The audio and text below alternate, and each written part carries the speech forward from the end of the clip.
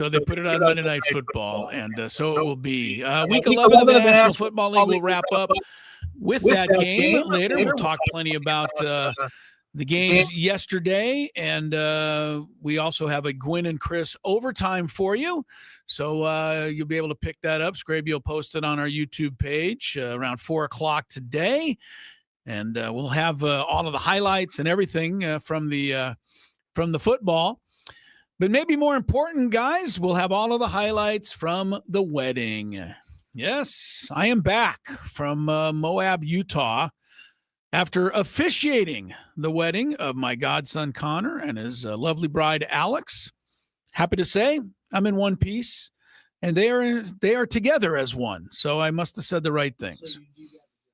I got the job done. I got to the point where you can kiss your bride. So that was kind of my goal. And if you want to hear more about the wedding, and actually there's some pretty crazy stories, as there usually are, all of that stuff will be on our Gwynn and Chris overtime. So you can get all the insight to what happened in Utah over the weekend. But the rain has gone away for now, but not soon enough for the Aztecs. Saturday night. I know they won the football game, guys, but San Diego State can never catch a break. They just can't. They finally sell a bunch of tickets. They have a promotion, and then it just pours for 24 straight hours, and pretty much nobody goes to see them win one of their better wins in a while, beating Boise State. Yeah, I mean, look, Boise State was in the number 3 seed in the college football tournament last year. The Aztecs won 3 games last year. And so it is that San Diego State knocked them off with a nice performance there on Saturday night, 17-7. Sticking with the Aztec theme, the basketball team will go back to work tomorrow against Troy, but they will go back to work once again as an unranked team in college basketball. No love at all. Yeah, I mean, excuse me, we're out here. But I also shouldn't be surprised. While I was gone, Aaron Judge did win the MVP. It was close, I will say. You thought closer than you even thought? I thought it was. I thought it was going to be based on how the conversation was happening. I thought it was going to be a blowout. Yeah. He won by like 20-something points. I think everybody voted one of the two of them in first place. Right. But Judge got a couple more first place votes. I honestly think it's a travesty. I really, truly do. And that is not a anti-Aaron Judge stance. I really like Aaron Judge. I'm all about his game. And I just think when a catcher does historic things like Cal Raleigh did, and I just thought, and he also won the division, Cal Raleigh. Judge couldn't win his division. I don't know. I just think that was such an example of, the East Coast thing, which we've seen for so long. So maybe we shouldn't be too surprised, Tony, but I still didn't like it. I thought it was kind of bad. I think it's easy to place the East Coast thing on it. I mean, from a statistical standpoint, it was a landslide in terms of Judge's numbers versus Raleigh's. It just was. However, it's most valuable, and at that position, being able to get that kind of production, I think raises it to a level in which it became a pretty close competition. As it ends up winning out, Judge wins, and I can't say that I disagree, but I honestly was happy to see the contest be as close as it was, because that, to me, when you look at the numbers, you can make the case easy for Judge, and the fact that it was that close means that the voters did value what you saw from that position. I think the voters who voted for Raleigh valued it. I think the voters who didn't value it.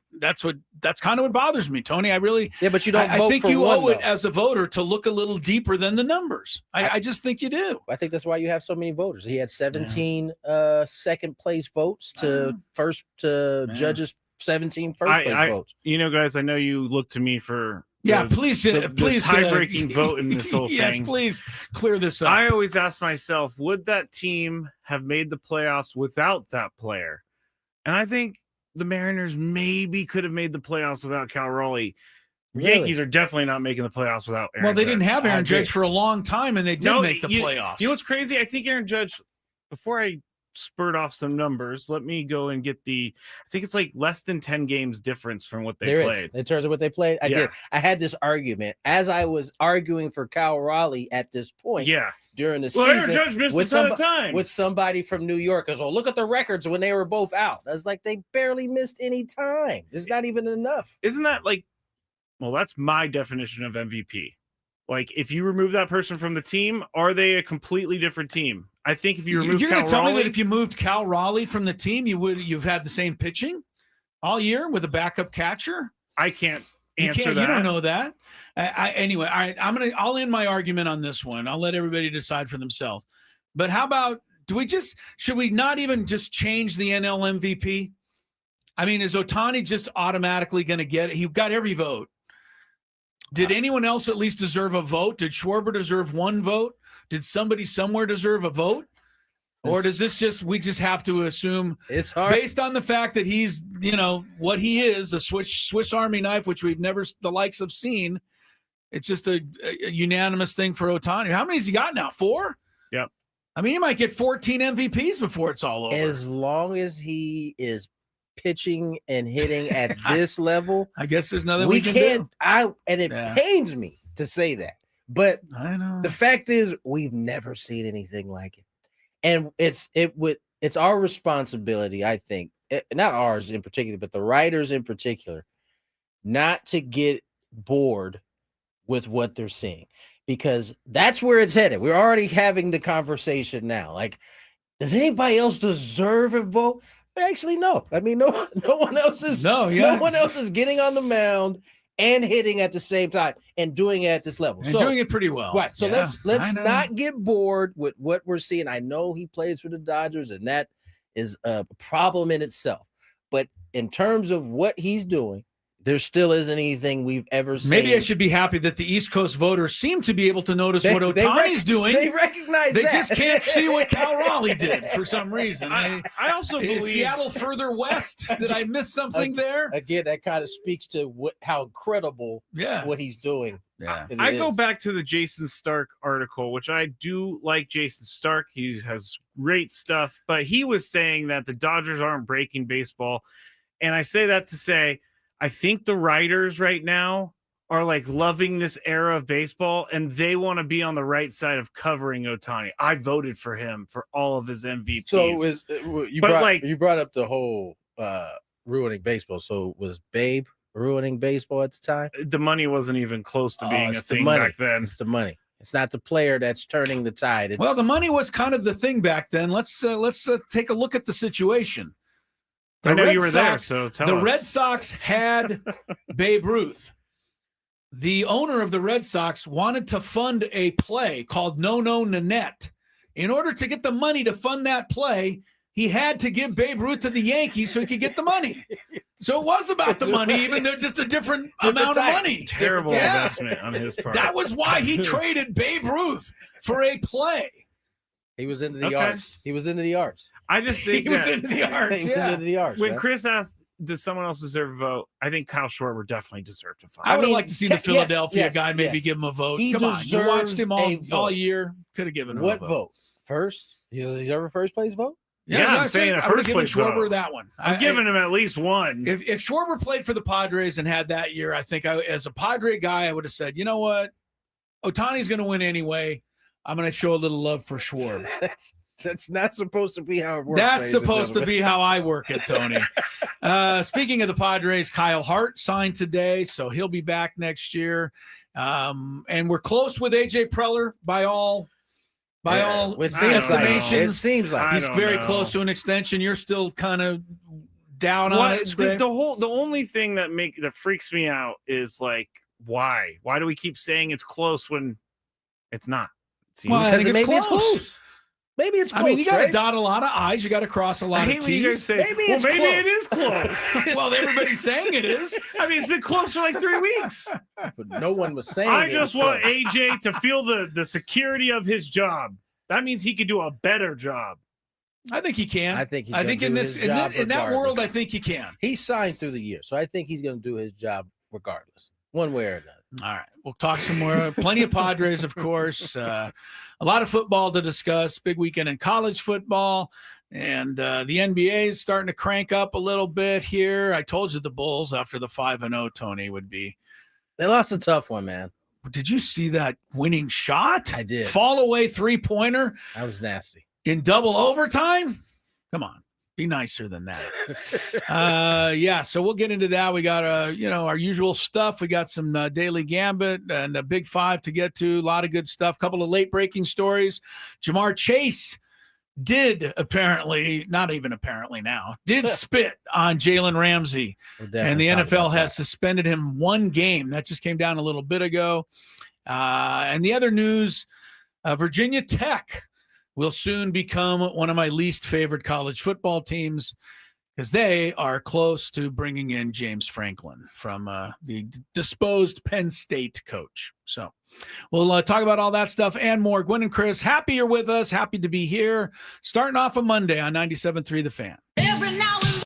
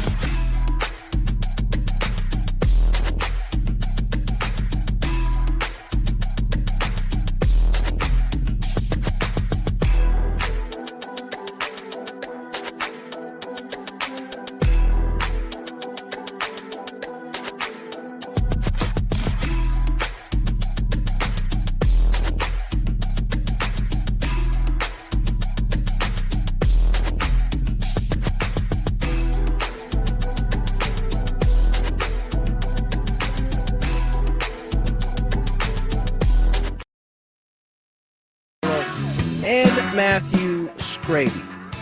Padres in the news a little bit. Talked a little bit about it before we went to break.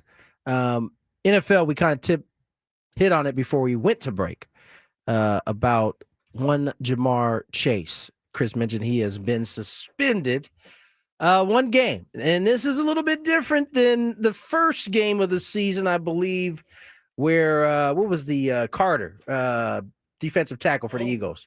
Eagles, Jalen Carter. Before the season even started. Before the game even started. After the kickoff. He was kicked out of the game for spitting. And so the NFL basically said that was his one game suspension. Right. In this situation, Jamar Chase kind of sneak spit on Jalen Ramsey.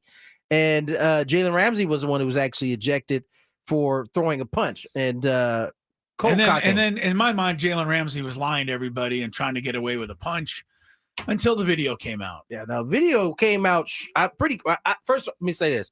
By the time I heard about it, video was already it was going along with the talk. So I just saw that he got kicked out, and I thought, typical Jalen Ramsey. I gotta say, I don't know when it became like the new rage thing to do is to spit on someone. Yeah. And your comment to me earlier before the show was, that's not somebody you accuse. That's not something you would accuse somebody of. That's dirty play. You don't say somebody spit on me when they didn't. I haven't come across anybody who's ever used that one like line. Yeah. So the fact that it was the way Jalen Ramsey said it. He said, well, once he spit on me, he said, I didn't use this word language, but he used much more colorful language. He said, once he spit on me, it really didn't matter. I didn't care what happened. You know what he should have said? He should have borrowed the Xander Bogaerts line. Once he spit on me, I just saw red. I love Xander's line. That's basically what seemed to happen. Yeah. And so Jamar Chase will be suspended. The weird part is that despite knowing that there are at least 100,000 cameras on the field all at once. That's true. That you would say, I didn't spit, thinking that you might actually get away with there being no footage of it. Yeah, that's not going to happen ever again. They certainly showed it, and it was a nice. There was a good amount that came out of his mouth. Let's just say that there was a punt on the right side of the Kansas City sideline yesterday in the Denver-Kansas City game, and the Denver guy ran it back and gained some yardage or something. Way on the other side of the field, Sean Payton was out on the field celebrating, and the official ran into him. Yeah, and called through the flag. But at the time, everybody's like, "This is another they're making up phony Kansas City flag." But what I'm saying is the camera saw. They see everything. There's nothing that you can. Yeah. I mean, there was literally a camera about 3 feet away from this referee. Like, what's a camera even doing? And over Sean there? Payton goes down like a sack of potatoes, and he kind of gets that look like, "What are you doing to me?" I got to tell you something. The ref, legit. He went down like a ton of bricks. He had the flag out of his pants and up in the air so angry as he was standing up, Tony, to get up and get back into the play. It was pretty. And he never looked at him. He just got up, threw the flag, and he just kept on moving. Kept out. Great work by the ref on that one. I didn't see that, but that would have been funny to kind of follow along with. But yeah, Jamar Chase will be suspended. I'm interested to see what he says now that he has been caught on camera. Spitting on. We spent a lot of the season, maybe because the Dolphins are so close to my heart, but destroying the Dolphin organization, the ownership, the coach, the GM. They've been fired. They've been ridiculed. Obviously, Joe Burrow's out. But aren't the Bengals really the most dysfunctional franchise? They're 3-8 with Chase, with everything they have. The defense is absolutely awful. That ownership really is like legitimately bad. They seem to put themselves in bad spots. This is happening every year to the Bengals. They do a pretty good job of gaining talent at some point, and they get a lot of it, but then it just stalls out. And so, yeah, they're in that spot. It sounds like Joe Burrow is pretty close to coming back to playing some football, which could certainly change things. But it also May not. Their defense still has a lot of issues to deal with. Reminder, all guests on 97 through the Fan, join us on the David P. Shapiro Fan Hotline. David P. Shapiro, criminal defense attorneys, helping good people regain control of their futures when charged with a crime since 2010. Visit davidpshapirolaw.com. Chris, the other thing that you didn't get a chance to really weigh in on, but it was kind of broke while you were gone officiating the wedding. It sounds like there is some interest. AJ Preller is interested possibly in bringing back Luis Ariz back to the Padres. Now, he didn't call me on this one. I don't want any blame for this one. I think that it's not all that much of a surprise because it's likely the market may be. The first baseman you want are going to be too expensive, aren't they? The market may come back to the Padres on this one. The first basemen that are out there, I mean, you can already take one off the board. Josh Naylor signs a 5-year deal with the Mariners. Now, he probably would have been a little bit under of what Pete Alonso and Kyle Schwarber are going to get. And so you start kind of re-looking at that list. Naylor's off of it. It's going to be pretty expensive. We don't know exactly. Sounds like the levels that the Padres have spent at will be the levels that they're going to stay at despite this. And we know that Schwarber is going to get, $80 million a day from the Phillies. You're going to have to match that. They're going to go so we can above dream, and beyond. But that's not going to happen. The only other option, either Ariz comes back, plays first base, or you find somebody's DH somewhere and put O'Hearn on first base. But I just look, if Ariz comes, I just have to get ready for another season of me being ridiculed. And I just, I'm not going to change my opinion. How is this about you, Chris? What do you think of when you hear Ariz is coming back to the Padres? Again, we go the back. fact that it was in about 6 months worth of lambasting me because I, said I like the guy. It goes back to you weren't understanding the argument. It was people wanted him moved down in the lineup, not anything about him being on the team. Yeah, but it's funny. He wasn't ever moved down in the lineup. So and look what happened. What happened? What happened? They didn't make the playoffs. Jettisoned. What happened?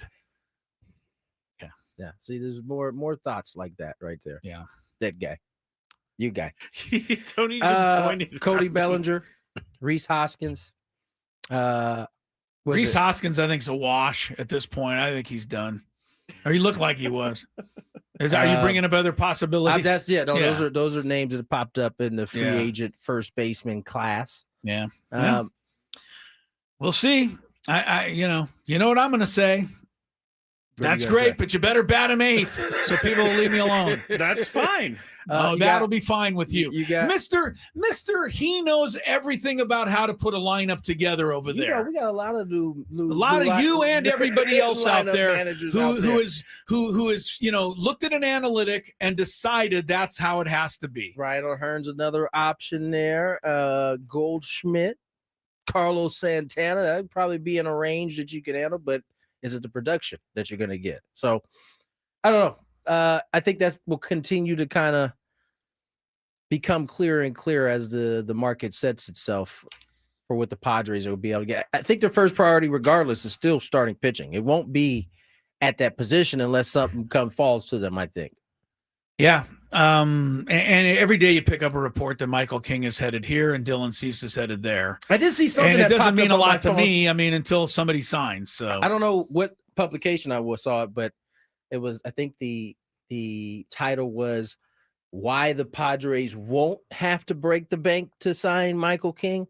I didn't read it, but it was a positive little headline. So, I was like, You filed that away? I filed that one away. Yeah, just finishing up with Luis Ariz. I'm sorry. We're back. Yes, we are. This isn't against you. This is just, I definitely feel some type of way about the unbelievable amount of criticism and the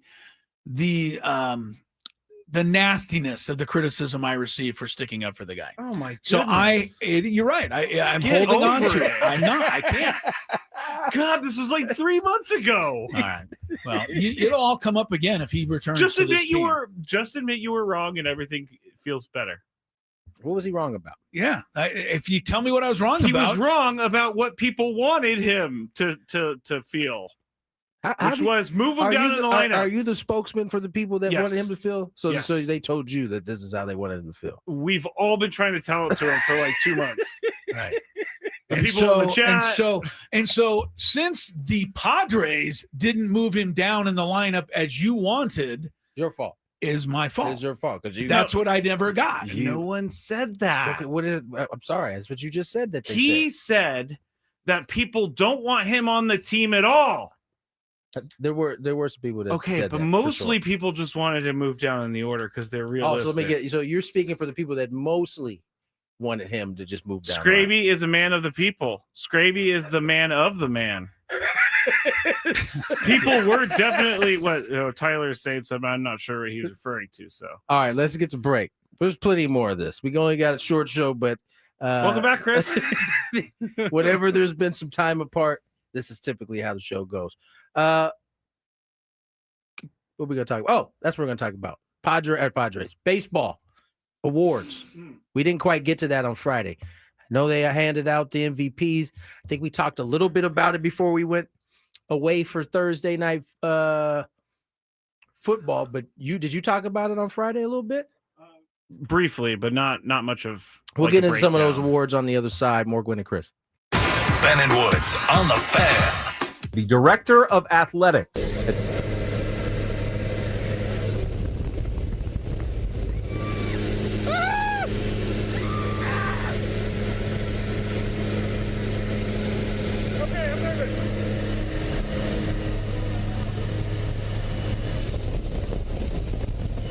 Stay low. Hands on the heart. Stay low.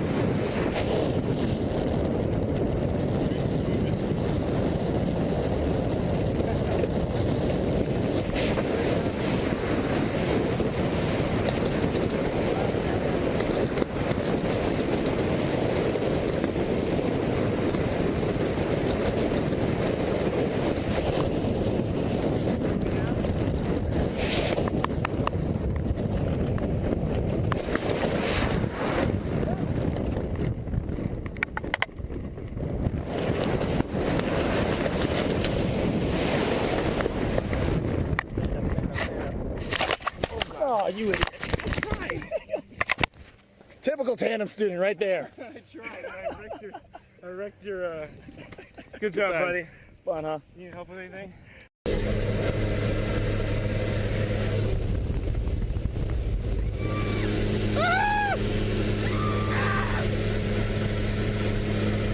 Okay, I'm nervous.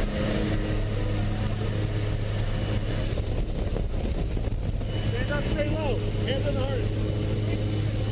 Stay low.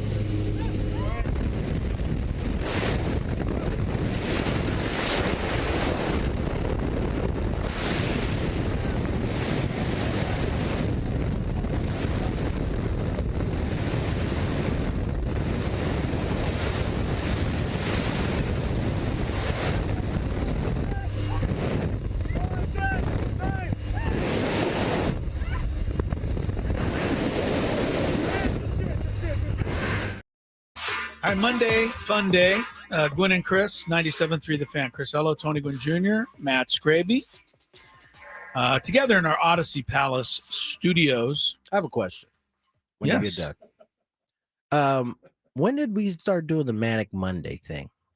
Don't recall. Is that just popped kind in of about okay. 3-4 months ago, maybe. Okay. I think there was one day that was particularly manic.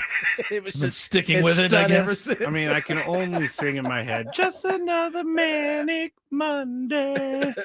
Yeah, the Bengals, thank you. This hour of sports talk is brought to you by SD Collectibles.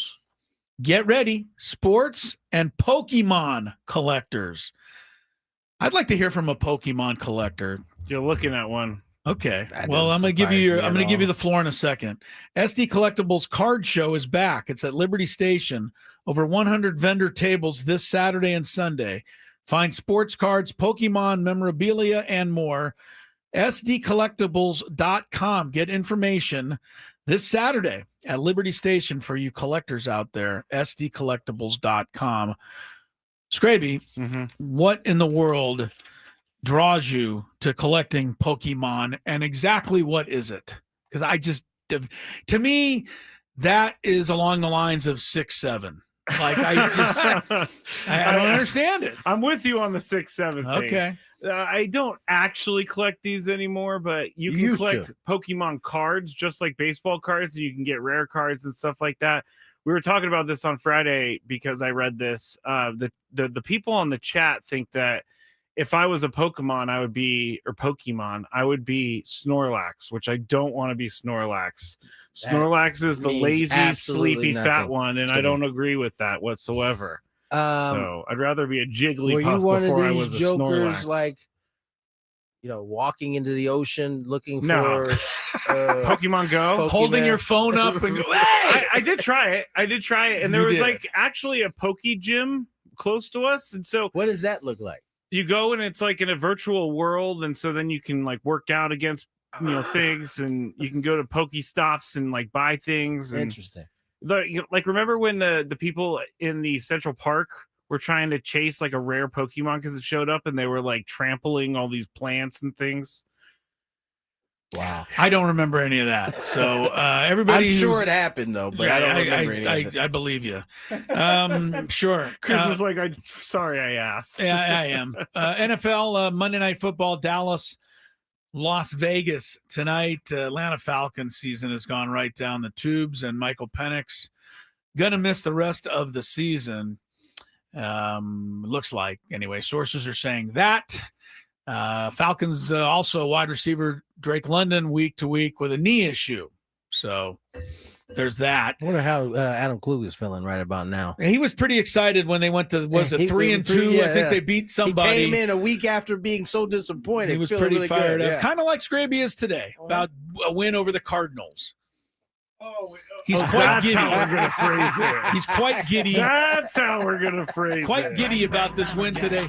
Yeah, there he goes. He's got Brock Purdy in the Pro Bowl already after one game back. I have a question. I in will the Big say Five. this. I will say this, Grady. What? I watched a little bit of that game. And for those who were trying to make the claim that there was a quarterback controversy, that was put to bed. I It's mean, not even close, is it? Really quickly. He has even such a close. good command of their offense. It looked completely different. It didn't look as manic as good word. as your guy. Who's Mac Mac Jones. Mac Jones. Yeah, this is.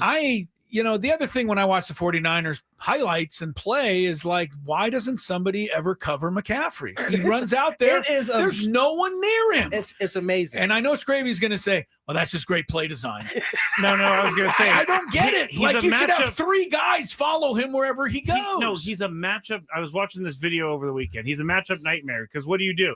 Can't put a corner on a running back because then you got a wide receiver that's running down the field. Can't put a safety because he's so far back there. Scraby, A linebacker, Christian McCaffrey, eats for breakfast. Scraby, I'll give it to you if there's a guy near him and he just outmaneuvers them. But he runs out there and nobody goes with him. That's where my concern is. I'm not sure why teams don't play for the screen either because it seems like they do it a lot. Like, I watched the game last night because you got Gibbs on your fantasy team against me, and I watch him when he goes out. He's just so quick. He gets away from people. But there's 2 guys chasing But at him, least though. people are Right. out there covering him. Right. I don't see anybody covering, I guess McCaffrey sometimes. This goes back to the days. I don't know if you've seen that video of Cam Newton coming to the line and Clay Matthews is literally yelling out the play that they're about to run, and it's Christian McCaffrey. He's covering.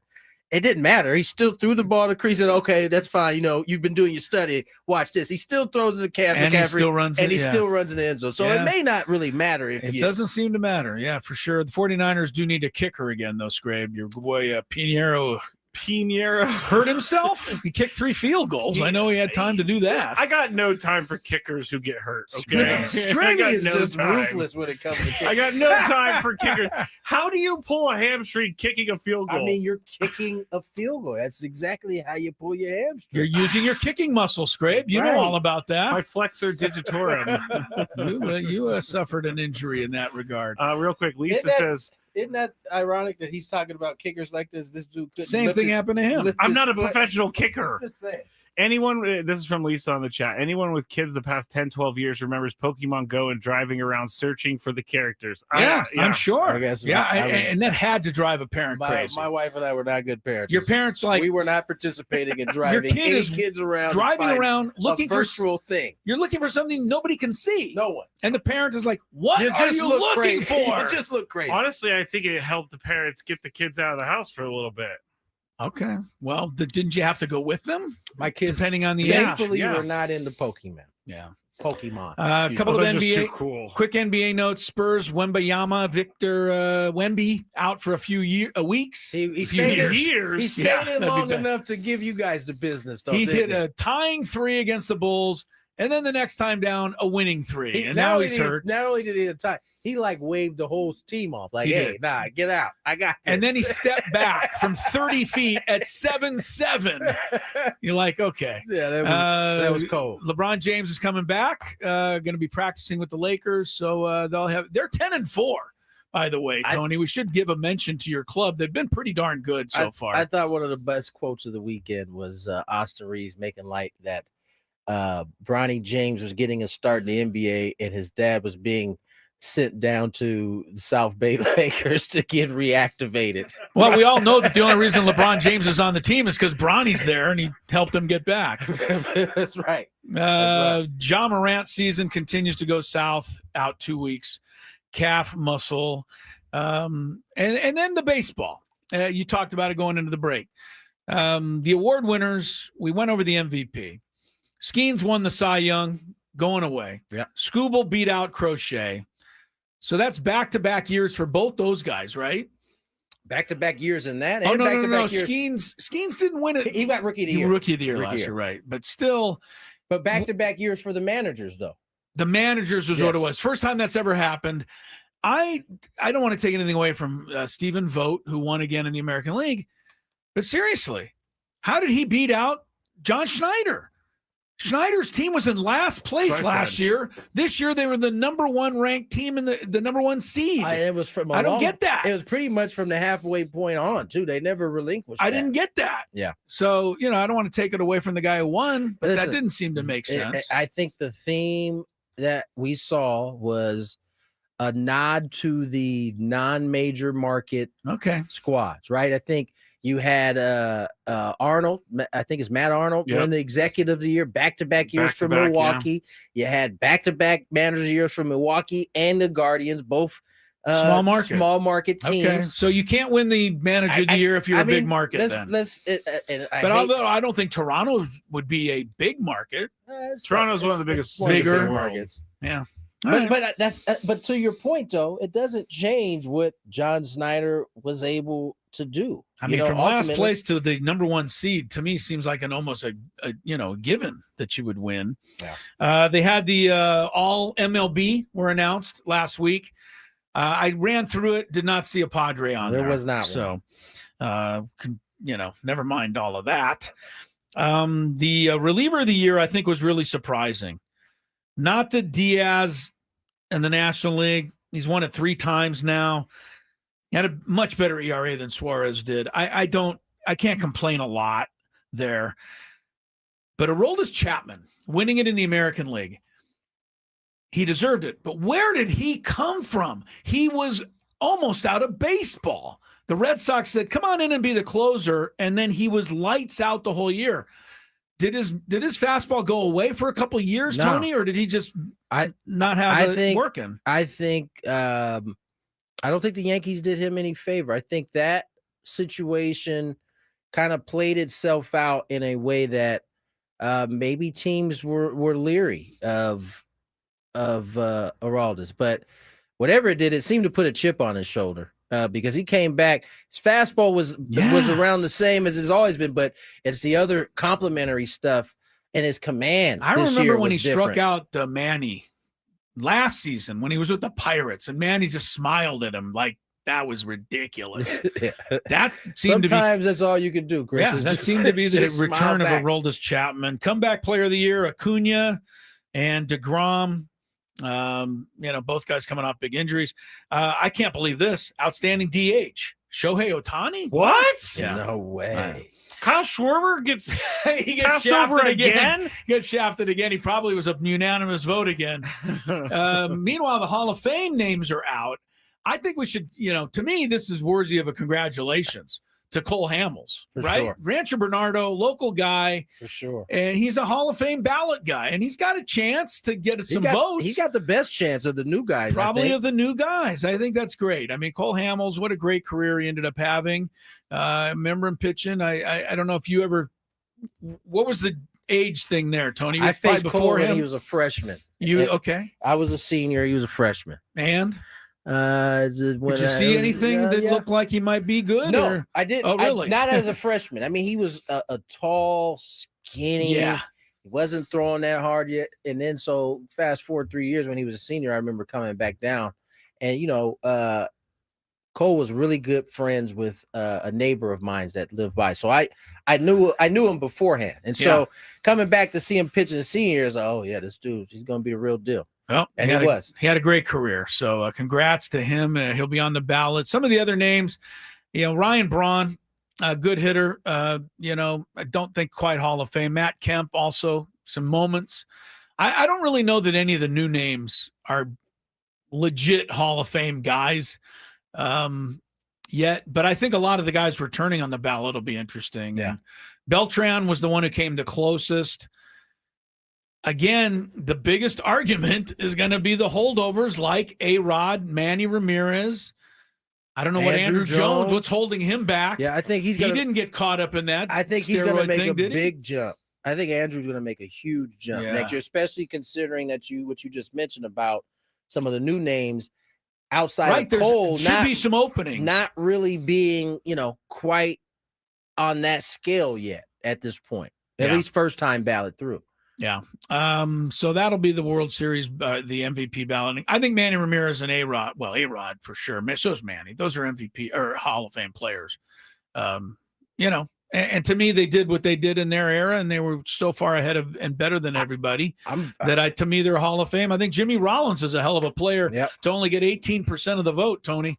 I think they're looking past him a little. I think quite a few of those guys jump. I'm really interested to see what the Veterans Committee does with Roger and Barry and Don Mattingly, Dale Murphy, those guys whose Those are name some names. has fallen off the Dale Murphy got hosed somewhere along the line. Gary Sheffield, another one. Yeah. Like there's a ton of Carlos Delgado's and all those names have fallen off and will have to get in via that veteran committee vote. So yeah, finishing up Cole Hamels' career too. 163 wins, 122. Yeah, so 41 games over 500. 3.43 ERA, which was legit solid in the 70s, but is outstanding in this era. Yeah, and he was a big time pitcher too. Like he pitched. He got MVP of the championship series and the World Series. Yeah. So ask anybody in Philadelphia whether they think he should be in the Hall of Fame. They'll tell you he should be. He was a monster to face, man. He had great command. And when he started to develop the cutter away to lefties, it just gave him another weapon. And yeah, man, he had a terrific career. I wish it could have ended the way he wanted. Remember, he signed with the Padres in hopes that he could get healthy. We thought we might be able to squeeze one more year out of him. Just couldn't get the body going at that point. Yeah. Finishing up to another thing on Ryan Braun that I had forgotten, along with his statistics, he had a steroid bust as well. Yeah, late in his career. He that's happened the same year that Matt Kemp probably should have won the MVP. And Braun got it, 2011. And then it was later found out, over time that he tested positive that I hope you guys just didn't talk about this because I was reading something, but Ryan Braun can't get in if none of those other guys get in. Okay, sounds like you guys have already talked about it. Carl Sheffer's not on the ballot. Every time I see Carl Sheffers, I think of Tony, by the way. He was refereeing. Yeah, it was me. But it's been you the last like 3 times. Yeah, at least I prefaced it with I was reading something. The funny thing to me is that Carl Sheffers is now the butt of our joke, has no idea, had nothing to do with it. He didn't do anything wrong at all. Carl Sheffers. He was just in the news. That's it. Just in the news all that day. Yeah. So that's some of the baseball. I like the Hall of Fame balloting and stuff. I think, all of us feel like we know who should be in and who shouldn't, but that's, for them to decide. I think it's, Bonds. What's going to happen, though, Tony? There's one of two. We're either going to go on another 60 years and past my lifetime, it's going to be like Pete Rose, right? It's going to be like, okay, let's put him in, but after he dies. Yeah. And that seems even sillier to me than just breaking it open now and saying, okay, we know what they were. We'll put it in there if we have to on his plaque, if that's what you really want. But the Hall deserves, Barry Bonds should be in there, and so is Pete Rose. And Pete Rose, I think, is eventually going to get there. I think after all this time. I don't know, man. I think it is one of those situations where Barry and Roger, they were operating in a gray area at the time it went down. And I think there will over time be some sympathy towards that. With Pete, even though he is no longer with us, there is a definitive rule that he broke that was the number one rule. There was no gray area. There was no gray area. And I think that's the thing that will ultimately keep him from getting in unless a commissioner does it on his own, which so you think that even now that he's put on the veterans ballot and the way is clear for him to get on, you still think Pete won't make it? I think those are the dudes who might feel the strongest about it at this point. Yeah, very well. Could be the case.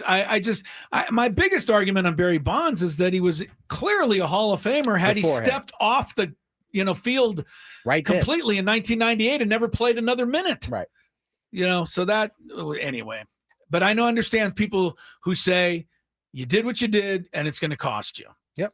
So, but aren't we mostly forgiving on stuff? We Scraby's not. Well, yeah, but I think we are mostly forgiving, right? People commit crimes. They never mind. Point. I'm not going to the political world, but I'm just saying we are very forgiving out there. Yeah, we truly are. We are normally as a society. Some things, apparently. I think some of the other Pete Rose stuff might be an issue.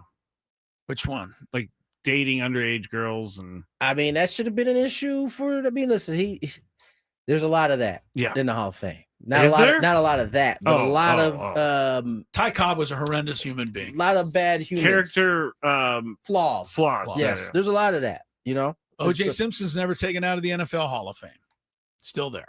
Well, Lawrence he was Taylor. not guilty. So. Still there. Right. That's fair. Not really. I don't know why you guys are laughing. College football, the polls came out, and I don't know. I think Oklahoma was the big winner this weekend, right? They beat Alabama. Yep.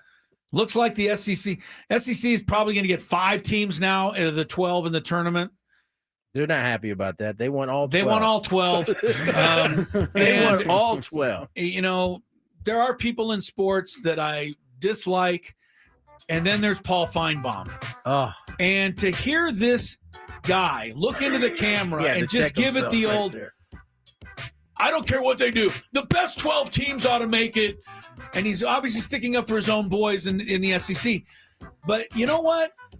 Just because the rankings say you're better, it doesn't always mean you're better. We find that out every year. You know what scares me about Paul Feinbaum is he's about to go into politics, and I can see him delving into NCAA matters while on that soapbox. I don't like that guy. He just seems like a weasel. Weasel. Oh, that was Tony saying that. I get a little support. We got the Daily Gambit coming up. Hour number 2.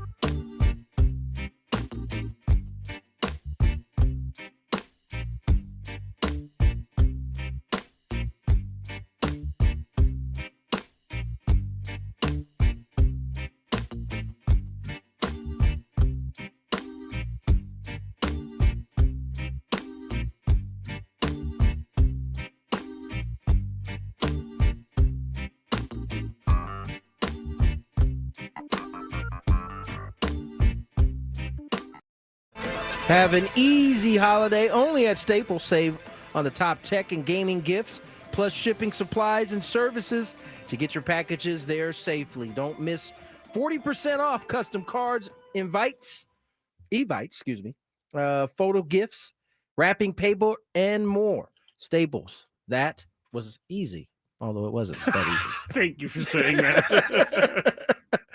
301, no bets on Friday, so Daily Gambit will be fresh today. Chris, you officiated a wedding, which by all accounts went wonderful. You guys will get a chance to hear this in our Gwynn and Chris Overtime on YouTube. Yeah. Can you tease possibly what people will get to listen to? Yeah, they're going to want to hear of the story, though. Yeah, they're going to want to hear the story of. Well, first of all, I did a really good job officiating the wedding, and and these guys were like, "Oh, so you do say so yourself?" And I told them, I said, people actually came up and wanted my card after I was done. So there you go. Do you have He's got a side business now. I don't have a card. You need to get cards. I think maybe you should make one up if you got all these compliments. Chris, you could charge like $500 an appearance. That's not enough. It's It's a lot of work. It really is. I mean, It they took can me cover quite your a long travel. time. Oh, I figured the travel was included. Oh, yeah. Yeah. But anyway, if you need a wedding officiant, look elsewhere. Really, I did good on this one, but that's not really the story. The story is what took place and happened around the guy who was the wedding planner, and I've never actually heard of something like this happening at a wedding. So for that and all the other wedding dirt. Go to our Gwynn and Chris. I won't give away Overtime. anything, but I am surprised that no one lost their cool. Yeah. Do you agree with me that what you heard, the story was like, you can't believe that happened surrounding a wedding? Or there would have been no shot. Any woman in my family would have played it the same way. This wedding planner would not be around to try and plan another one. No. After what happened. No, there would be complaints. There would be social media posts. There would be Better Business Bureau complaints. Oh, it was incredible. No, so the earrings would definitely be coming off. It'd be all bad. Yeah. But I do want to, the final analysis, my godson Connor got married and his bride Alex, it really did go well. It's a great wedding and a lot of fun. So it's the definition of it not mattering. Like to them, two people got married that were just ecstatic. There could have been like a hurricane blow through and they would have been, what? But you mess with the wrong bride on her wedding day, you are literally taking your life in your hands. Is that what it's called, that show? Bridezilla. You don't want them problems, man. I mean, in that case, I would be like, hey, you can be a bridezilla in this case. Yeah. You'll hear the story on Gwynn and Chris Overtime. Scraby putting it up on the YouTube page in a little bit. So Daily Gambit time. All right, let's see what we got. Do you like money? I think about money a lot. Do you like money without doing anything? Winning. Do you want to make money while watching sports? I think Washington is immortal luck. Washington! Woohoo! If you answered yes, this is your segment. Just don't blame us when you lose. Nothing is ever your fault. It's your game. Take it. Gwynn and Chris go through the top bets of the day in the Daily Gambit on 97.3 The Fan. Daily Gambit is our daily sports betting segment here on Gwynn and Chris. Please gamble responsibly. Guys, it took me 11 weeks, but I hate fantasy football. I hate it. Well, you'll like it again if the Cowboy defense scores 24 points, which is not likely, but not impossible. Yep. So tomorrow you may like it again. You need a kicker to remain quiet. That's all. You need a quiet kicker tonight. A quiet kicker from the Cowboys. All right. I just hate losing to Chris, especially at this juncture in the year, because now I'm going to be 7-4. So what? This keeps I'm Chris 6-5. alive. I'm 6. I got a chance to be 6. Everybody's Sammy kind Lev running away with the league. Sammy Lev, That's it's all funny. Right. Let him run. His best two players are McCaffrey and Josh Allen, which is pretty powerhouse. And you might say to yourself, how did he get both guys? Because none of us wanted to draft either of them where he drafted them. Yeah, especially CMC. Yeah, CMC fell to him, really. And he took Josh Allen. Instead. I think he took Josh Allen with the second pick. And everyone was like, that's a little early. Apparently not. Anyway, all right. Let's see what we got tonight. We got Dallas. We got There ain't ass. We got Dallas favored by 3.5. Scraby, lead us off. 3.5. Dallas on the road. I still think Dallas. You know, Dallas is the better team. I'll take them. Dallas. This is a vote for Pete Carroll. I'll take the Raiders. The Raiders don't inspire a lot of confidence, but I like Pete Carroll over Brian Schottenheimer. Tony. Ooh, both of these two teams are dreadful. Give me the Cowboys don't think they are, though. No, I know. They keep trading for people to make the playoffs. I'm like, what are you doing? They are quite delusional. Give me Vegas. All right, Las Wow, Vegas. what are you guys doing? Well, I don't know. Just match up the star players. CeeDee Lamb or Jacoby Myers. He's not even on the team Picking anymore. with this. You're picking with your heart. Yeah, Okay. yeah. All right. Pete Carroll. He's Yeah. better than Brian Schottenheimer. You don't think so there? Matt Eberflus. I mean, come on. The Raiders are going to carve. No, I don't. Actually, have you seen Pete Carroll's team this year? The names are stacked against the Cowboys here. I'm just saying. Pete Carroll's team has been bad. They have bad penalties. Yeah, they no, have he can't bad coach. everything. He and Vrabel, terrible. Have you looked? By the way, have you looked at like Tony and I went over this last week, and Tony kind of said, Scraby's got a slight point here about who they played. They don't play That's anyone. It's not a good point. It's not a good point. They don't play What is anyone. this? The New England thing again? Yes. Oh, He's They going don't back to play anyone. Okay, they won at Tampa Bay. They won at Buffalo. Those are two great wins. There's Great no arguing. wins. I mean, Tampa Bay has been losing like crazy. that. Because they're Buffalo playing tough teams. lost to the Dolphins. Well, the Raiders beat the Patriots, so they're obviously a great team. That's why the Patriots are not a great That team. doesn't help our case Yes. with the Patriots. Oh, did I mess that up? They started 1-2 because they lost to the Raiders and the Steelers at home. Mike Vrabel can coach. There's nothing you can say that's going to I'm going to be deter wrong. either Tony or They've I. lost to first place teams. Pittsburgh's a first place team. Are they? Yes, Easily, I guess by the the way. Ravens. They're making their way back. they are, but they're first place right All now. right, Dallas and Las Vegas, 49.5 points. Over. Chris, I need an under. I don't want a lot of Oh, scoring. sorry. Your turn now, Tony. I guess I need an under two. I need a kicker to not have opportunities. Maybe you want an over. You want touchdowns. You want to rethink or Touchdowns you and going to field go under? goals. I mean, just no scoring. No just scoring is in better. general. Yeah. Okay, under. Going under. Scraby? I'm hoping for a combined 90 points.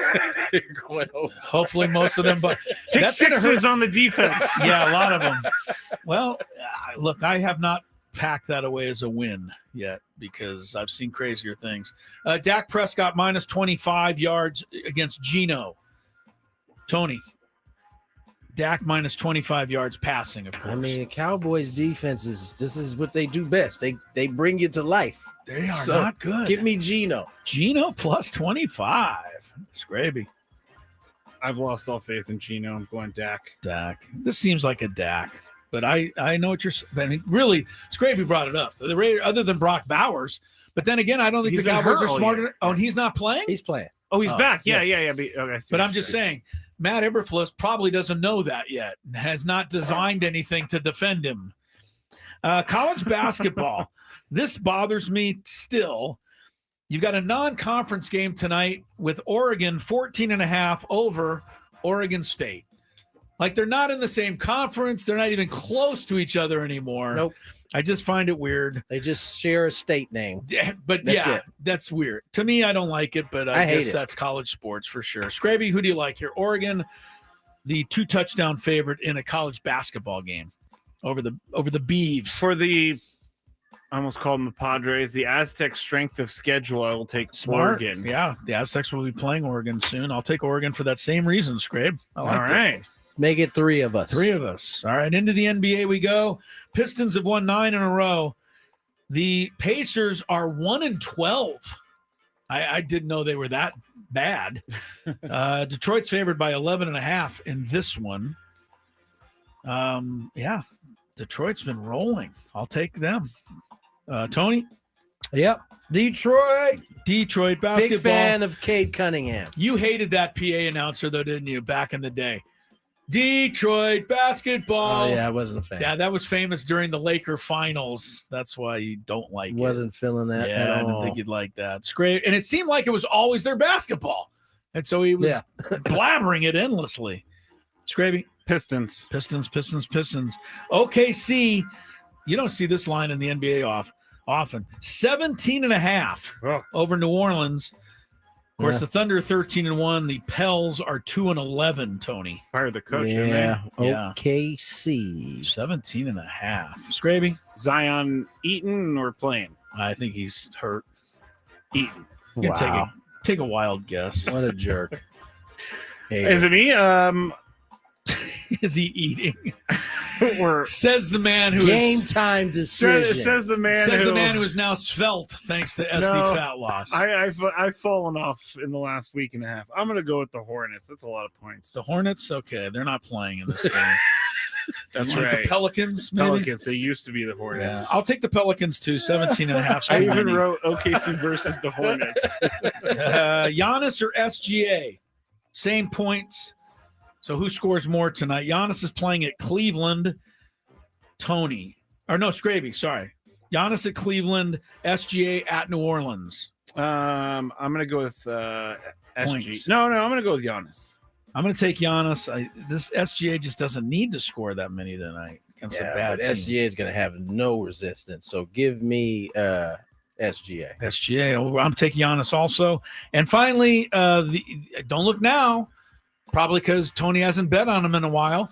The Kings are in first place in the Pacific Division. I'm betting on them then. Yeah, Let's go. They're 1 point ahead of the Ducks. So you got a little Southern Cal rivalry at the top of the Pacific right now. Tonight, the Kings are cross-country in Washington against Ovechkin and company. Washington's favored by 1.5 goals. Let's see, the Kings on the road. Wow. I'll take the King. The Kings are 9-1 on the road. Road Warriors. All right, Kings. We're going to do this. Tony going to mess them up? We're going to do this, Kings. Let's go. Taking the Kings this time. Let's go. I'm gonna go with the Caps. The Kings have won one game at home this whole year, and yet they're in first place. You don't see that very often. Oh. All right. There we go with the Daily Gambito. All right, let's slide away. Let's get to break. What we got on the other side, Scrape? Well, I should tell everyone that we are going to call our biggest fan. I've had a few questions about that. So we're going to call the biggest fan right before the Big Five at 3:35. But when we get back, we were going to talk about, what was it that we were going to talk about? My goodness. This is I'm what forgetting. I'm forgetting what we were going to talk about. Anybody wants to ever know, what does a producer of the show do? As soon as here's your example. You like the way I handled Oh, it off I to know. What was you talking about today? As soon as Tony went to me, my brain went blank. Oh, is that what happened? Okay. We're just going to briefly touch on Chris's favorite coach, James Franklin, becoming the Virginia Tech head coach. That's where we were going. College football. Here's some traffic. From the 8-5.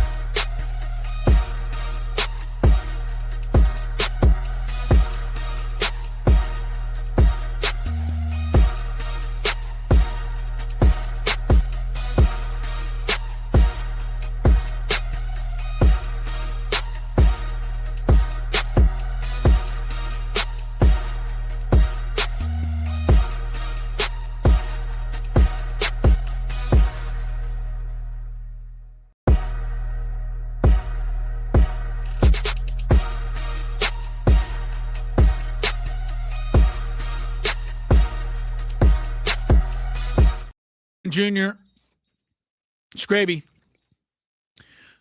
I'm Gwynn and Chris. Big Five is coming up, and also coming up, today's announcement of the qualifier to get on into the biggest fan contest. Get on in there. Get on in there. Get on in there. And if you ever join us as a guest on the show, you'll be joining us via the David P. Shapiro fan hotline.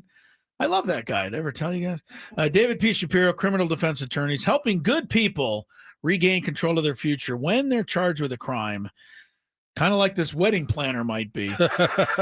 Since he should be charged with a crime. No kidding, man. Visit davidpshapirolaw.com for all the stuff on the wedding planners. We mentioned the story is there on Gwynn and Chris Overtime. Scraby's putting it up. I scheduled it. It should be released at 4 p.m. 4 p.m. Just YouTube. go to our YouTube page. .com/@Gwynn and Chris SD or type in Gwynn and Chris on YouTube. You are going to be angry. That's all I can say. That's the last thing I'll say about it. Not at me. No, I'm not even angry at you on this one. Real quick, on the Overtime, make sure you subscribe and tell people out there, because we're building that up nicely, thanks to all of you. Mm-hmm. And we'll have more and more of that Overtime content headed your way.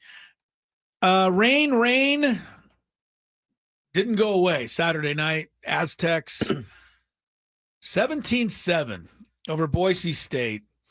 And that's such a big win. I don't think people, going to give it enough bearing. I know Boise State's, backup quarterback, but they had 2 weeks to get ready for the game. Yeah, they did. So I don't think that's a fair excuse.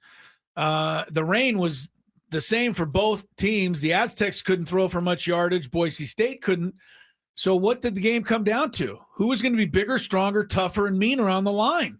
Aztecs. And we whipped them. Yeah, they did. Tony, I think Mike Schmidt is my guy. He's the offensive line coach, former all-conference, offensive lineman back in the day. And I just always thought he's a great coach. And his guys played a great game. And Lucky Sutton ran for 130-something yards in that, terrible conditions. The Aztecs controlled the line of scrimmage. Sean Lewis said we whooped them. We were more physical. The only thing I'd be careful saying that is that you may have to play them again still. We don't know how it's going to turn out. The Aztecs have one loss, and there are 5 teams with 2 losses. So it's pretty much anyone's guess how the championship game will turn out. But the Aztecs are closing in on getting there. It was an important game on many accounts, right? Obviously, the conference, the 2 top teams at the top of the conference were going head to head, but a ton of 27 recruits, 28 recruits were all there. And to get a win against a team that I think everybody had expected to be at the top of the division right now. Yeah. And the way they did it being more physical in the trenches. And so, getting those type of wins when you got a big recruiting class in-house to watch, though, that goes a long way in helping this program continue to turn the corner. Boise State ran the ball, according to the telecast, 22 consecutive plays in the second and third quarter. It's the last time you saw anyone do that. Yeah. And I know it was raining, but the Aztecs, I think their secondary just scared Boise State. Young quarterback didn't want to even risk an interception. He was gunshot. So they just kept handing off. And anyway, it was a great win. Shout out to Lucky Sutton, too, getting to that he's over the 1,000-yard mark. Yeah, good for him. Great year, and he paid his dues at San Diego State. Yeah, he did. Waiting for his opportunity. He certainly has made the most of it. 28th 1,000-yard performance by an Aztec. I was looking at that list. Different player. I was looking at that list today. I mean, besides Marshall Faulk, we've had good running backs. Yes, yeah. Penny, DJ Pumphrey. Yep. George Jones. Remember that? He was another guy. George Jones, man. Paul Hewitt. George Jones used to come back around when I was still playing, man. He still looked like he could run the ball. Probably at that could point, have. Man. Yeah, they had some really good running backs. The Aztecs finishing up against San Jose State at home, which is very winnable, probably should win. The last game, though, I warn everyone, at New Mexico. The Lobos are 5-0 at home, and they beat Who'd they beat? Well, I know they beat UCLA early in the year, but they whipped somebody pretty good. That's another one of those places that's when you got to go there, especially. That could be a tough one at the end. So Aztecs still got some work to do, but I know we've talked, unfortunately, not us, everybody else has talked too much about the attendance, but that's what's on everybody's mind. But it's unfortunate. There was nothing that could be done this last game. Right. Nothing in that game. No. But we're also overlooking a team that went from 3-9 to 8-2. That's a great turnaround. So yes. It should be getting a little more recognition on that front. Those turnarounds don't happen very often. It's usually a little bit more of a slow kind of build up. But to basically flip the schedule on its head from one year to the next, good job. Pretty good job. Virginia Tech, the Hokies, obviously don't pay much attention to the fact that James Franklin hasn't beaten a ranked team since, I don't know, the very end of the Paterno administration at Penn State. The guy was basically fired because he couldn't beat a good team. I mean, it happened year after year after year. He would whip up on Maryland and whip up on everybody, but he got outcoached and outmaneuvered and outflanked pretty much every other game. And so Virginia Tech says, yeah, we'll give you a ton of money. Let's come in here and take our program over. Virginia Tech is in the what? ACC? ACC. Okay, so in the ACC. Right, these are the teams that James Franklin can beat usually. So maybe this is an maybe upgrade. It'll work, yeah. I'll tell you who else is happy about it. Penn State. Because they get from underneath that $49 million. They have to pay all that money out? As part of this agreement. Oh, it includes a $9 million settlement with the Nittany Lions. So can you imagine, though? He just gets $9 million for the hell of it, listen, and he's supposed to be disappointed? Listen, I might just be like, I'm going to sit out until I'm done. Yeah. Until I collect this Virginia 49. Tech will still take me 4 years down the road. I think I'm going to take this 49. How about the other guy last week? I'm sure you guys saw it, but the richness of Brian Kelly to turn down LSU's offers at a settlement and then sue them for wrongful termination. He says they were looking for stuff to try to get rid of him. Brian Kelly is suing LSU now after being fired there. I'm no Brian Kelly fan, but good. This is LSU jumped into bed with Brian Kelly. Yes, they did. He didn't win his job. And so he didn't win the games he was supposed to. So you fire him. Fine. But you don't get to now search for cause so you don't have to then pay your buyout. This is something you agreed to. But you're searching for cause because your buyout is $53 million. 100%. They would not be searching for cause if it was $9 million like that. All you'd have to show me if I was in the jury is video of that guy on the sideline yelling at everyone every time there's a bad play. Yeah. And I'd say, that's cause enough. I'm not letting LSU off the hook. I'm not letting LSU off the hook either. Not at all. I'm with Tony on this. Like, I'm not a fan of Brian Kelly, but you can't fire someone and then be like, we're not going to pay you either. Yeah, no. This is you made the decision to fire me with that money on the hook. Okay. You knew it. I think you just take the money out of Kim Mulkey's contract. Everything will be fine. LSU, she'll be happy. Well, Lane Kiffin might be the next head coach at LSU. So I hope so, because that would mean he's not the next head coach of the Dolphins. Oh, I'm seeing Belichick to the Dolphins. Cowards keep saying, huh? Belichick to the Dolphins. Chris would take that. I would take that. I got to be honest. I don't think he'd go 9 Super Bowls, but I mean, I'd still take anything is better than what's going on right now. You bring him in, you also bring his girlfriend in. See, here goes Gravy. Can she play quarterback? She probably thinks she can. No kidding. All right, Gwynn and Chris comes back with the Big Five. Don't go anywhere. All right, it's time for the Beaver Nuggets. So the story is somehow Buc-ee's got brought up. I think Frank brought it up. Yes. And it's a rest stop / mall / entertainment zone, super center. And someone said on the chat yesterday that they have like 100. They went to one with like 100 gas pumps, which is a lot, I guess. But while we were talking about this, Sam Levitt was in New York listening, and he goes, "Put me on, put me on, put me on." And so we put him on, and he's talking about how much he loves Buc-ee's. And so we got into the conversation, and it ended up being about the Beaver Nuggets. And so I had to order them because I find the name Beaver Nuggets very gross. I find it gross. But we're going to go with this. It's kind of like a Cheeto / a corn pop. It's like a cheese doodle. A cheese doodle. And we're going to eat them right now. I don't think these are bad, but here we go.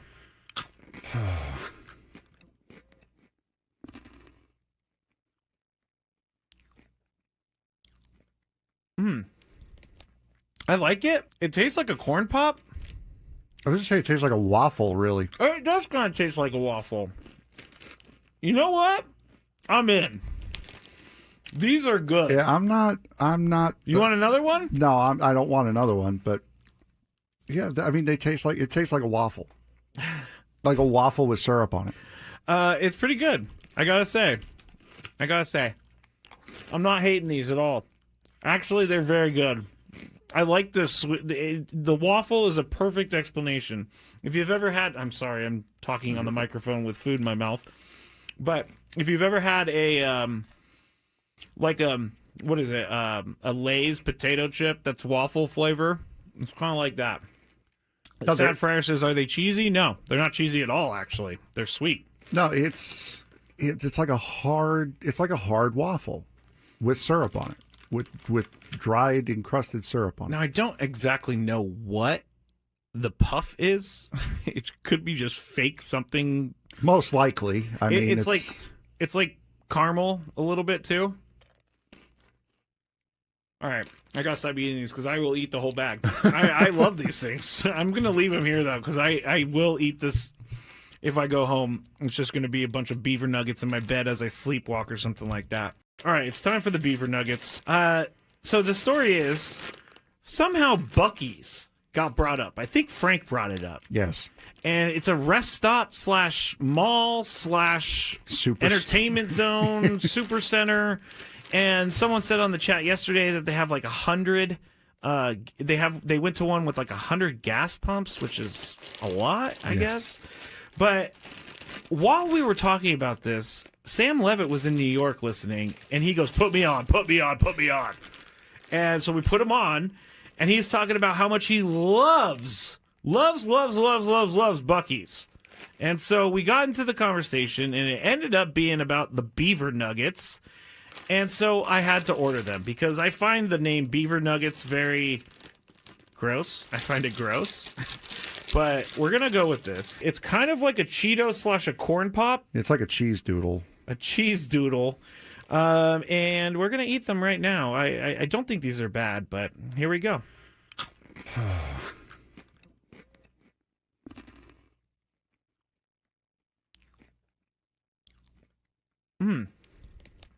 I like it. It tastes like a corn pop. I was just saying it tastes like a waffle, really. It does kind of taste like a waffle. You know what? I'm in. These are good. Yeah, I'm not.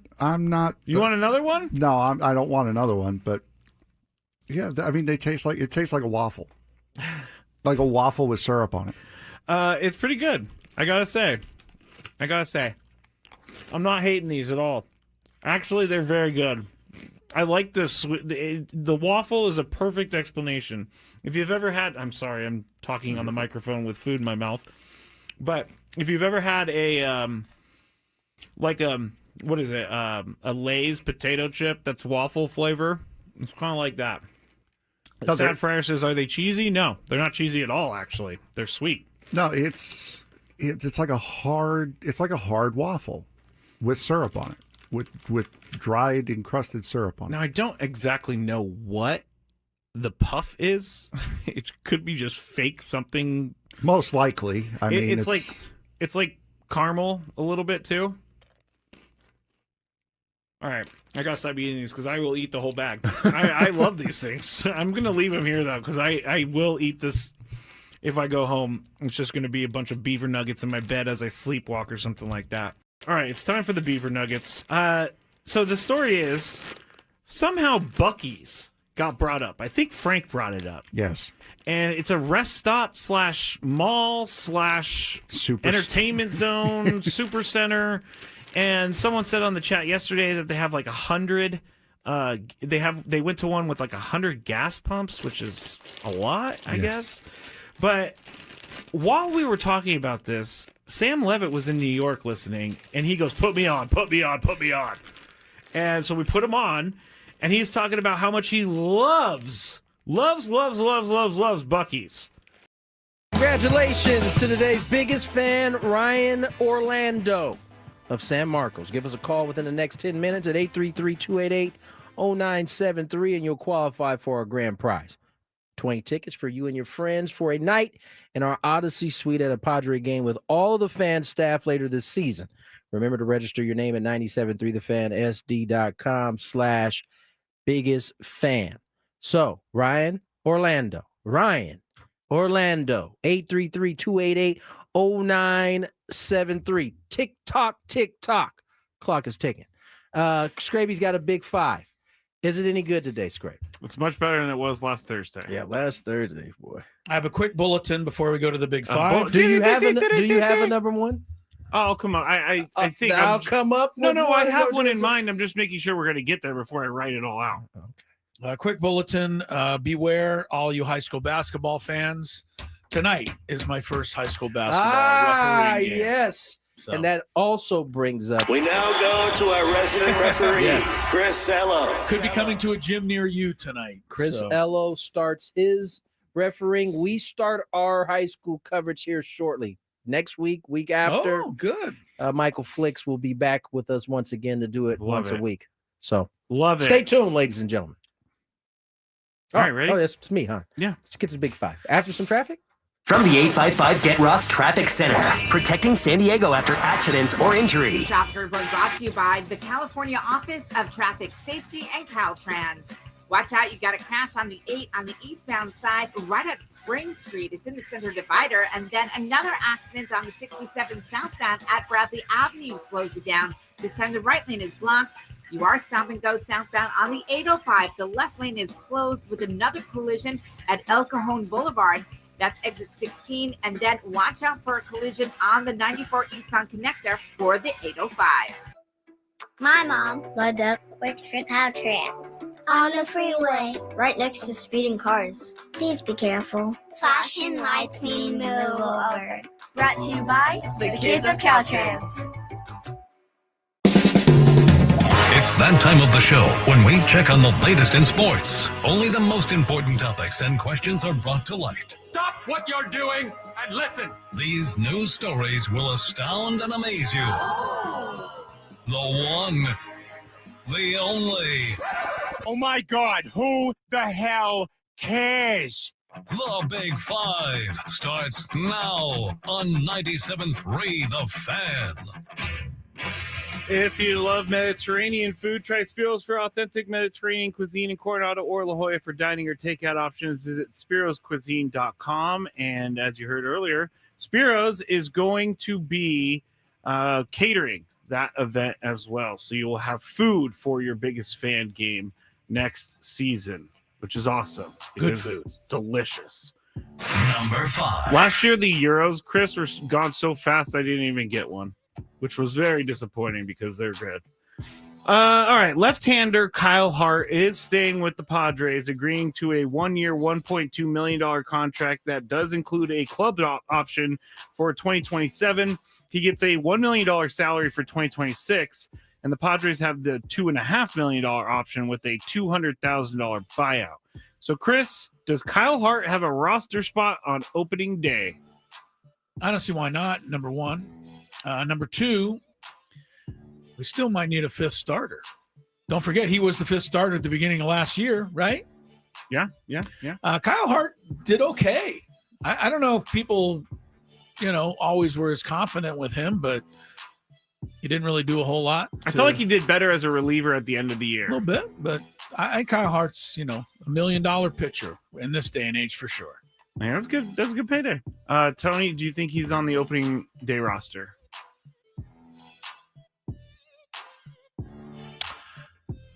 I'm 50-50 on that. I think he was a lot more effective the second and third time, or the last 2 times he came up out of the bullpen. I didn't think he was very effective as a starter. So I don't know. I think this is an insurance policy for the Padres if they're not able to quite get the guys that they are looking to get. Yeah, he did. Does he make this money now, Tony? Big league deal. Yeah. Okay, so if he's, I do love that for him. Yeah, like if he's a, fourth co-host on this show next year, he'll be making that $1 million. I'm sorry, what? That's what the deal was. $1 million. Yeah, it says that he gets $1 million. He gets $1 million for 2026, and they have In the grand scheme of baseball, $2.5 million option. baseball money. This is light work. light work for them, but $1 million is good work. Light work for the Padres. Yes. Yeah, they're happy. They're they'll more do than this. willing to sign That's him what to I'm this getting. deal. Yes. I'm trying to look for his numbers at the end of the year, but Let's go to his splits. All right, here we go. From month of August, September. He came back August 31st, but September. Oh, these aren't going to work well in my favor. He had a 5.79 ERA during that time, but he struck out 15 guys in 9 innings pitched. I remember him coming in a couple spots and doing well, but I don't know that I would pencil him in as a number 5 starter right now. I didn't pencil him in. I said we might need him.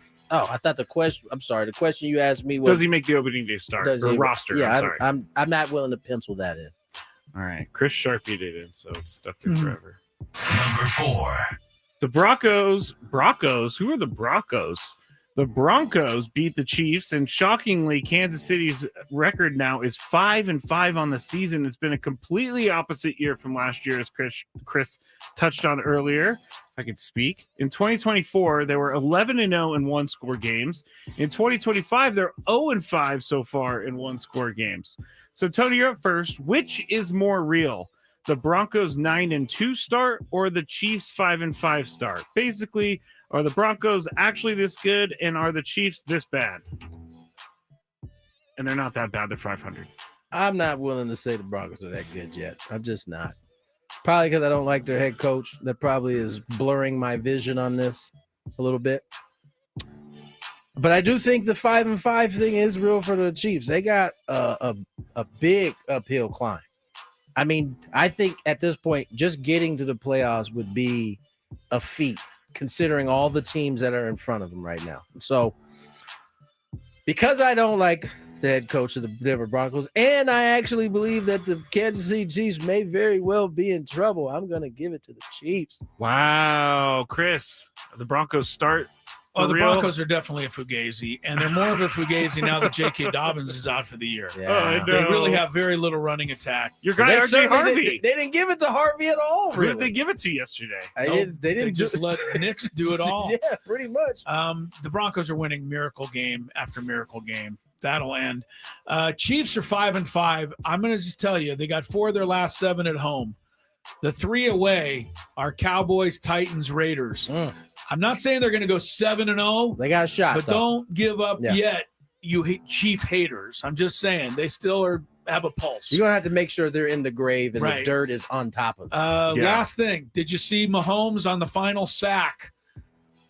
Late in the fourth quarter. Did he get sandwiched? Before he got up, pointed at his helmet as if to say, dude, he hit me in the helmet. Everyone looked at the replay, not even close to his helmet. Mahomes is taking I just want to say this. For that. We can literally do this at every game and point to somebody asking for a call that they did. I'm pretty sure you're going to have it in your high school game this week. Somebody's gonna be like, he hit my arm, and you're gonna be like, happens for sure. That's what I'm saying. It happens all the time. This was weak sauce, Tony. Patrick Mahomes is like just y'all hating, like Pavlov's dogs. Anytime he gets hit, he gets a penalty, so he's just conditioned to it. Pavlov's dog. That was one of your better lines ever. Thank you. I'm putting that way up there. He gets touched. It's like, where's my flag? Haters. You guys are just haters. Sorry. With Patrick Mahomes and the Chiefs, I'm fully out. Yes, I am a hater of that team. You're out. You're a hater. Number 3. The NFL Coach of the Year odds are getting more and more one-sided, but here are the top 8. You got Mike Vrabel leading the way. Who's that? Mike Vrabel with his terrible. Is Mike schedule. McCoy on this list anywhere? No, Oh, he's not. Surprised. You got Shane Steichen of the Colts, Mike MacDonald of the Seahawks, Ben Johnson of the Bears, Sean Payton of the Broncos, Sean McVay of the Rams, Liam Cohen of the Jaguars. And yes, I say that for a reason, people. I got a message last time. You do know it's not called Jaguars, right? I know. And finally, Kyle Shanahan. So, Chris. Shanahan's a finalist? He's in the top 8, okay. But he should be. I mean, with the team that he's put together this year. Yeah. I'm not saying he should be. The other guys are lucky to even be on the line list with him. I'm not here to say that he should be coach of the year at What all. are you here to say then? I'm here to say he's doing a really good job this year. Right? With what he has no Brandon Ayuk, he had no Brock Purdy, he had no George Kittle, he has no Fred Warner. Man. Now Fred Warner's replacement is going to be out because he's hurt. He had no kicker. Come on, Chris, who are man. your top 3 coaches this year? Well, I'm not putting Sean McVay in my top 3, even though everyone's giving it to him. He's so overrated, and that doesn't mean that he's not good. It just means that he is so exalted, I can't deal with it. Exalted. My top 3 are, in no particular order, Vrabel and Steichen, and I'm going to go surprisingly with the Bears guy, Ben Johnson. Yeah. To me, he's changed the culture there. They're not really that much better of a team in a lot of ways. All they do is win the game at the end instead of lose the game at the end. So I'm going to put him in there. All right, Tony, who are your top 3 coaches this year? I'm going to go Vrabel. Vrabel. I'm also going to go McVay. And I'm also going to go Mr. Johnson. Okay. Oh, Ben Johnson. Yes. McVay, I would say that McVay has done a pretty darn good job. Of course he has. I would also say that Mike McDonald has done a really good job this year. He has. Who's he with? Seattle. Oh. I would say some of these guys just don't have a name at all, really. Can we just cross off Liam Cohen's name altogether on this list? I'm not sure why he's mentioned before Kyle Shanahan. Okay, move on. All right, stop whining. Number 2. Abdul Carter. I don't know why I can't speak today, guys. Abdul Carter was benched for the New York Giants opening series Sunday because the rookie was asleep at the team facility and missed a recent walkthrough, a source told ESPN. However, the linebacker took accountability after the game, but he said he kind of did. He said he has to accept the consequences for his action, but he defended himself today, responding to a social media post sharing the Athletics report on him sleeping through the walkthrough.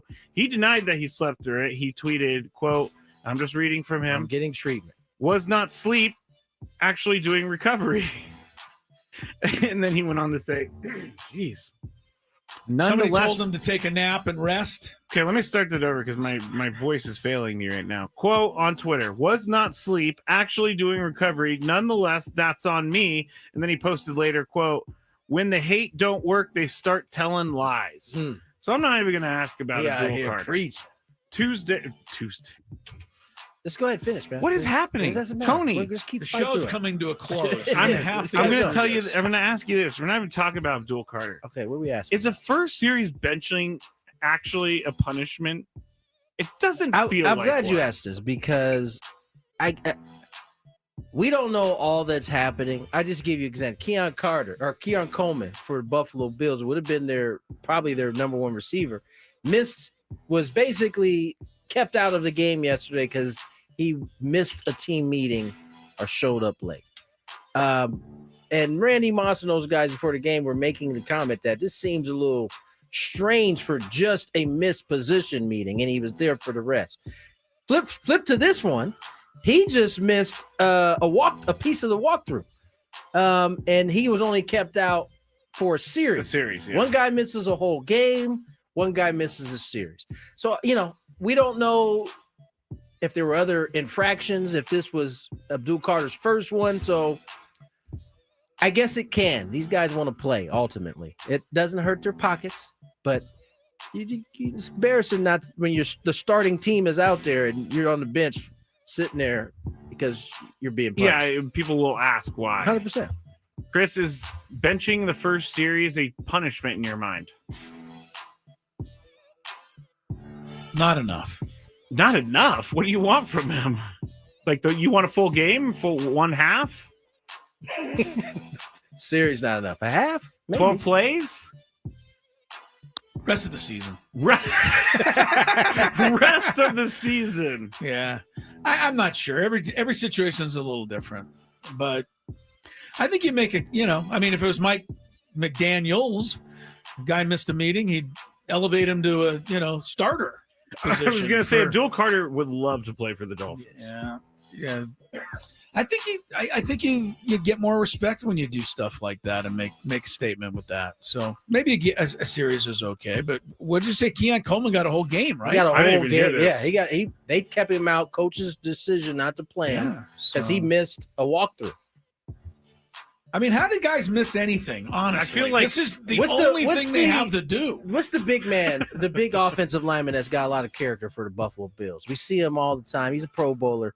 They talked to him after the game. He basically said that Keon Coleman's got some growing up to do, and he knows he's got some growing up to do. So that would indicate that it's been multiple kind of infractions that led to the full game versus it maybe being just a series. Yeah, I could see that. I could see it being something that's happened multiple times because the full game is kind of crazy.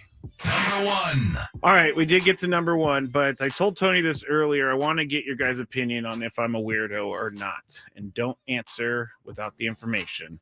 My niece's birthday was on Saturday, so I had to go get her a present. She really loves books, and so I went to Target. I went into the child book section, and I started reading a bunch of different books to the point where I was there for 30 minutes, and some guy had to ask me if I needed help selecting a book.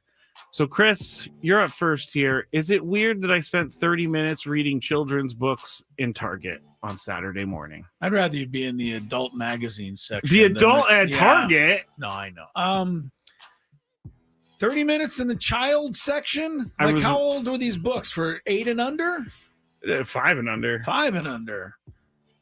That can set off an alarm in this day and age, my friend. Be careful. Do be a little more stealth. Take a couple of the books, walk across the store, and read them, elsewhere, so you don't look like you're hanging out in the. Am I a weirdo for sitting there for 30 section? Minutes? Hey, come on! I'm buying a present for my niece, and I wanted to make sure the message in the book was right, and then I got sucked into one of them. Yeah, I don't know. What's the question? Do I think you're a weirdo? Yeah, for spending 30 minutes reading books in the children's section. You obviously want to make sure your kids are reading appropriate aged books.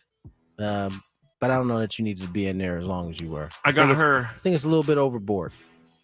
Well, you seem like if you ever do have children, you seem like you'll be one of these overboard parents. I probably will make them.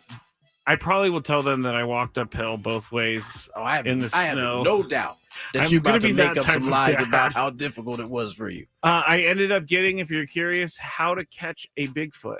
So good one. There we go. Yeah, Tony says good one. If you want to hear more of Scraby's lies, listen to the beginning of the overtime. Lies? Yeah. Oh, why? Because you started the show lying today. Opened with a lie, and then because I said I knew where Moab, Utah was. I caught you in it, and then you just kept doubling down. How did you catch me in it? You'll find out. Just tune into the YouTube. It's about to happen in 6 Gwynn minutes. And Chris overtime. Scraby lying his face off.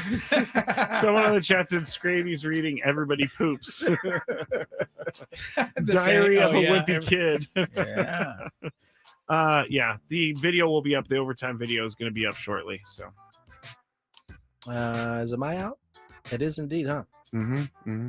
Cowboys Raiders. Next. No Chronicles. We'll be back for a full 4 tomorrow. All 3. Enjoy your night, ladies and gentlemen.